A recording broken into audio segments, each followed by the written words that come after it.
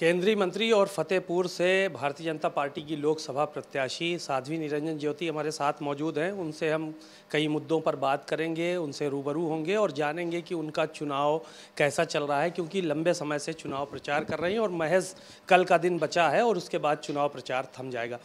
कैसा चल रहा है आपका चुनाव? कहाँ पर अपने आप को देख पा रही हैं? भारतीय जनता पार्टी कार्यकर्ता आधारित पार्टी है। भारतीय जनता पार्टी का कार्यकर्ता हर बूथ में है। पन्ना प्रमुख है, सेक्टर प्रभारी है, मंडल अध्यक्ष है।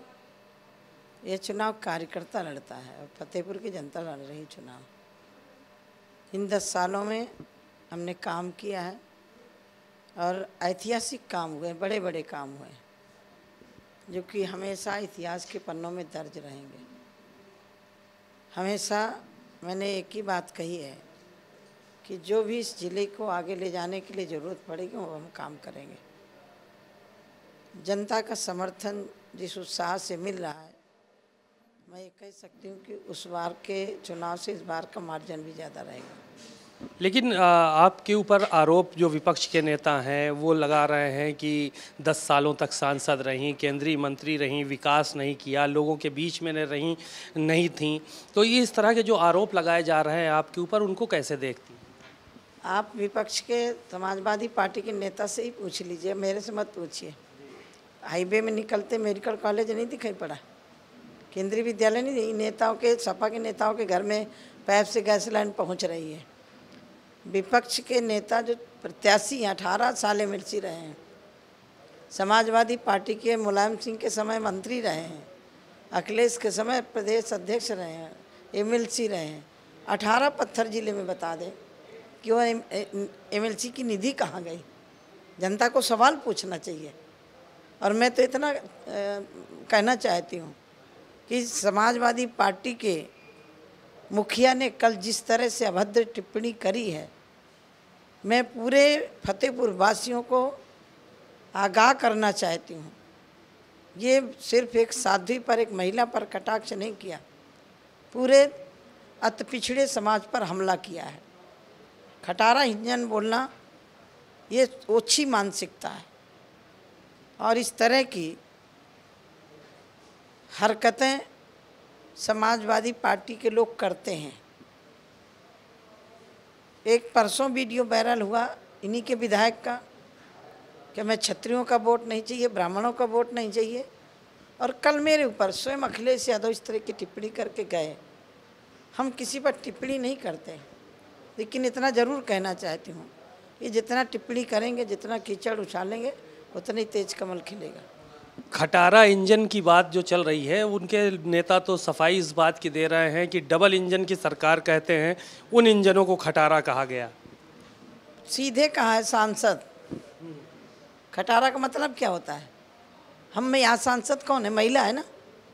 सांसद कौन है? एक संत है यहाँ, और वहाँ खड़े होकर के सभा प्रत्याशी ताली बजा रहे हैं। और मैं महिलाओं से निवेदन करती हूँ कि 20 तारीख को कमल की बटन दबा करके इनको स्वयं को जवाब देंगी जनता। आज प्रधानमंत्री जी ने भी आपके पक्ष में चुनाव प्रचार किया, रैली की, यहाँ पर आके क्या मैसेज देने की कोशिश की गई यहाँ पर आपके पक्ष में? उन्होंने क्या कुछ बातें जो है वो कहीं, ताकि जिससे आपका मनोबल बढ़े, आपको वोट मिले? नहीं, माननीय प्रधानमंत्री जी हमारे हर बूथ में हमारा कार्यकर्ता उनके माध्यम से चुनाव लड़ रहा है। और माननीय प्रधानमंत्री जी ने 10 सालों में, शायद मुझे लग रहा है कि 10 साल बनाम 65 साल यदि तुलना की जाए, तो इन 10 सालों में फतेहपुर का बहुत विकास हुआ है, और वो भी माननीय प्रधानमंत्री जी और योगी जी के कारण हुआ है।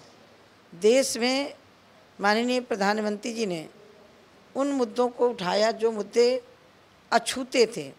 गरीब को शौचालय चाहिए, गरीब को पक्की छत चाहिए, गरीब को गैस चाहिए, गरीब को रोटी चाहिए, गरीब को अनाज चाहिए।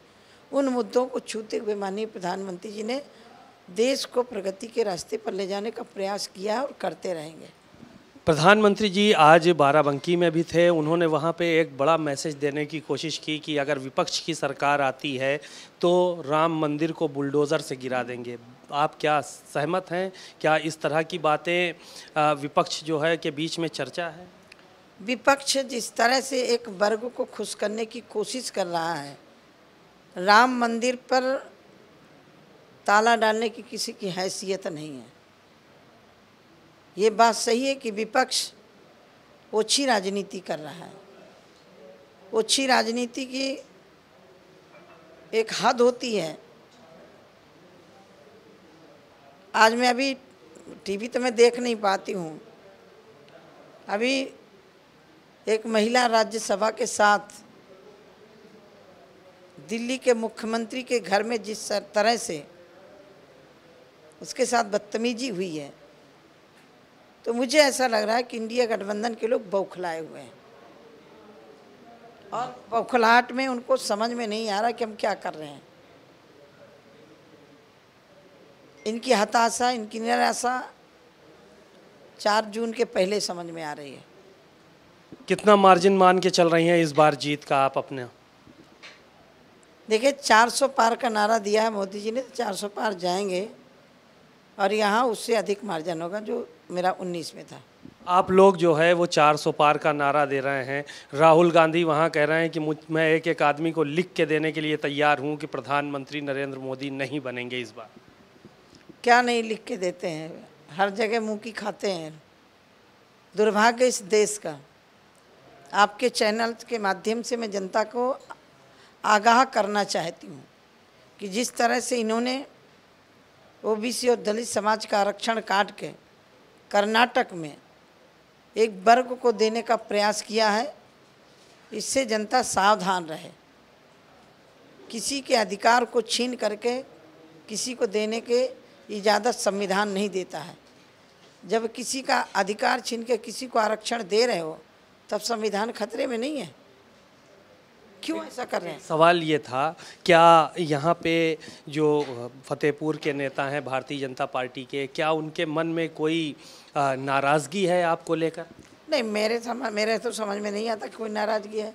आप कहीं भी कार्यक्रम में देखिए, किसी भी कार्य बैठक में देखिए, सारे लोग हैं, सारे लोग साथ में, पूरा परिवार एक साथ है। एक सवाल, आखिरी सवाल ये था कि फूलन देवी की बहन हैं जो समाजवादी पार्टी में इस वक्त मौजूद हैं, उनका ये कहना है कि भारतीय जनता पार्टी ने निषाद समाज के साथ बड़ा अन्याय किया। फूलन देवी को जितना भी सम्मान दिया वो समाजवादी पार्टी ने दिया। भारतीय जनता पार्टी में जितने भी नेता हैं वो समाज का ध्यान नहीं दे रहे हैं। उनके इन आरोपों को किस तरह से? मैं ज़्यादा किसी ऊपर आरोप नहीं लगाती हूँ, लेकिन जिनका फूलन देवी की बात करें तो हत्या किनके समय पर हुई थी? समाजवादी पार्टी की सरकार थी। करवाने वाले कौन थे? कहाँ चले गए? क्यों नहीं जांच की मुलायम सिंह ने? मैं इतने कहना चाहती, भारतीय जनता पार्टी के कारण ही मैं आज यहाँ हूँ। भारतीय जनता पार्टी ने मुझे सम्मान दिया, समाज को सम्मान दिया है, और आज मैं अकेली नहीं हूँ। उत्तर प्रदेश में लोधी और निषाद लगा करके 9-10 सांसद चुनाव लड़ रहे हैं। तो मैं इतना कहना चाहती हूँ, क्योंकि अब उनके पीछे कोई बचा नहीं है। समाजवादी पार्टी को एक उठा के झुंझुना लेके चलने की आदत पड़ी हुई है। तो बड़ी जीत होगी, मान के चलिए। बड़ी जीत होगी। शुक्रिया बहुत बहुत। आपने साध्वी निरंजन ज्योति जी को सुना, केंद्रीय मंत्री हैं, बेबाक हैं, और उन्होंने बहुत सारे मुद्दों पर खुल के बात की और कहा इस बार समाजवादी पार्टी बुरी तरह से यहाँ पर हारेगी और पिछली बार से ज़्यादा बड़ी जीत इस बार भारतीय जनता पार्टी की फिर होने जा रही है। कैमरामैन अरविंद के साथ सीमाब नकवी, भारत समाचार, फतेहपुर।